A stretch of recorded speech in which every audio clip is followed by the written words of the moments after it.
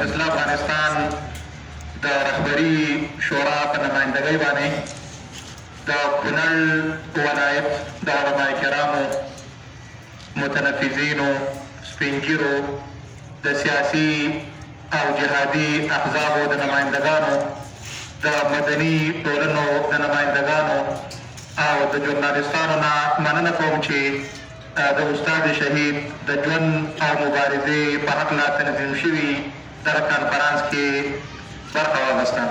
الله متعال دې د استاد شهادت قبول کړي او الله متعال دې تاسو ټولو ته اجر درکړي، کور مو ودان.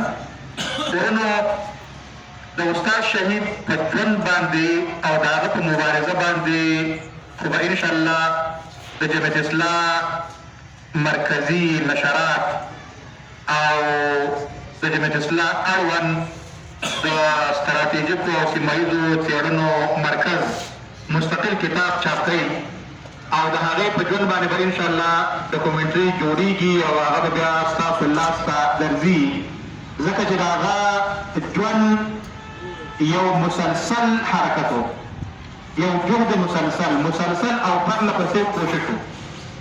عاطف او د استاد عاطف نوم هغه د مبارزې سره تړلی. استاد عاطف سره د دې نه چې د افغانستان په شمال کې د تالقانو په ښار کې د تخار ولایت کې پیدا شوی، د هغې سره زموږ د دې ناستو خلکو هېڅ نوعه قومي تړون نه و، قومي وابستګي مو سره نه وه. هغه په قوم باندې پښتون و، هوتک و، چا پېژندم نه چې په کوم قوم باندې دی، خو هغه یوه داسې مبارزه په افغانستان کې پیل کړې وه تر څو چې د افغانستان د 1.5 نه تر 2 میلیونو د شهیدانو ارمانونه پوره کړي. دا د کمونیزم په خلاف باندې مبارزه شوې. د کونړ خلکو ته د دغې مبارزې په اړه باندې خبره کول دا تکرار دی، ځکه دلته موږ په دغه نږدې ځای کې 1200 شهیدان لرو. د دغه شهیدانو د ارمانونو د پوره کولو لپاره استاد مبارزه کوله.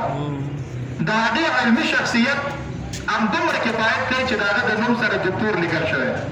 د دعوت جهاد نه لیسانس کول او بیا د پېښور پوهنتون نه ماستري کول او اوس مهال هغې د تاجکستان د ملي پوهنتون نه په حقوقو سیاسي علومو کې د دکتورا رساله تکمیل کړې وه، پوره کړې وه، خو دښمن دې ته پرې نه ښود چې دغه رساله دفاع شي او استاد د دکتورا ډیپلوم واخلي.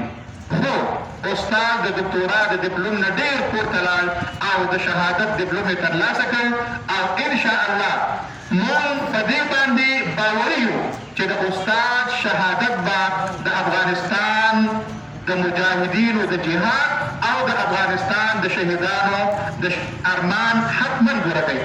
ورونو، موږ تاسو سره یوه وعده کوو، جمعیت اسلام افغانستان تاسو سره وعده کوي چې د استاد وینه هغه به د خپل جماعتي مصلحتونو دپاره نه استعمالوي.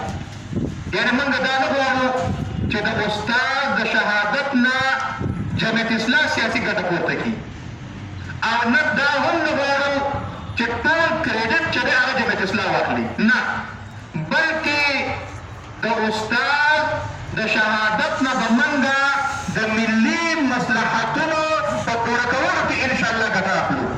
او ملي مصلحت دا دی چې په افغانستان کې یو داسې موج جوړ شي، یوه داسې څپه جوړه شي چې نور د افغانانو وینې توی نه شي.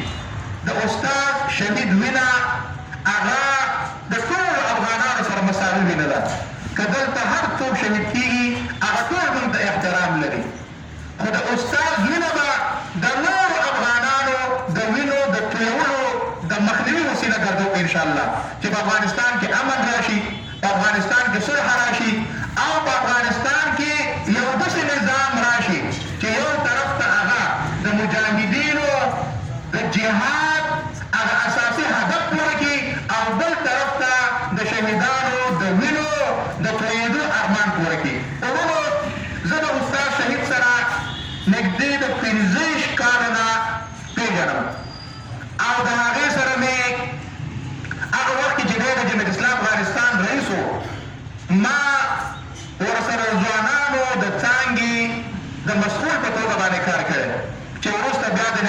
افغان مسلمان نجم باندې بدل کړه. 4 کاله د هغې ریاست را پغاړ و.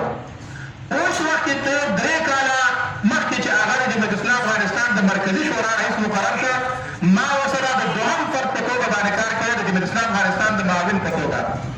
یعنې هغه د خپل ځان دپاره هېڅ هم نه دي غوښتلي. تاسو شاید د سوشل میډیا او د ټولنیزو رسنیو نه خبر شوي، د استاد مړی د هغه کور ته وړل شوی نه دی. یعنې د استاد خپل کور نه و چې د هغه مړی د هغه کور ته ویوړل شي او د هغه کونډ او د هغه بچي خپل شهید په خپل کور کې استقبال کړي. د هغه مړی د هغه د شهادت د ځای نه چې شفاخانې ته امنیت راوړو او بیا مستقیما د جمهوریت اسلام دفتر ته راوړل شوی او د جمهوریت اسلام د دفتر نه د هغه جنازه پورته شوې او بیا خاورو کې دفن شوی دی. یعنې د هغه کوم ملکیت نه و، کومه پراپرټي نه وه. تاسو دا هم اورېدلي دي او زه خو د دې شاهد یم چې استاد خپل ډریور نه درلود. استاد هره ورځ په خپله باندې ډریوري کوي او خپل کور ته تللی او خپل کور ته راغلی.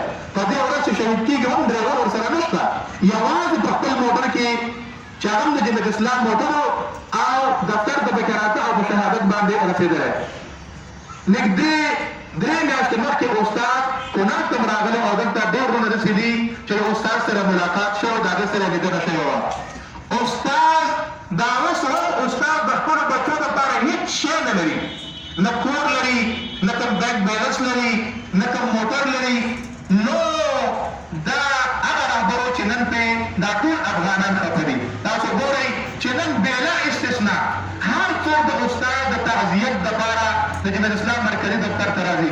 نن تاسو وګورئ چې دلته راغلي یو، تاسو به ټول د جمهوریت اسلام افراد نه یئ، په تاسو کې به یو څو کسان به د جمهوریت اسلام سره تعلق ساتي.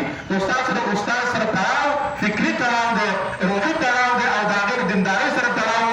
موږ تاسو ته دا وعده درکوو انشاءالله چې د استاد د وینو نه به په افغانستان کې د تلپاتې صلح، په افغانستان کې د یو پایدار او قوي او مستحکم نظام د راوستو لپاره کار کوو. خو په دې کې د ټولو افغانانو، د ټولو مجاهدینو، د ټولو علماو ګډون او همکاري زموږ سره اړینه ده. الله متعال د ستاسو هر قدم ستاسو د نیک عملونو په ترې کې واچوي او الله متعال د افغانستان کې امن او صلح راولي. الله متعال د نور د افغانانو د بچو د وینې ساتنه وکړي او الله دلته داسې یو نظام راولي چې په هغه کې ټول افغانان په مینه او ورورولۍ کې ژوند وکړي. واخر دعوانا ان الحمد لله رب العالمین.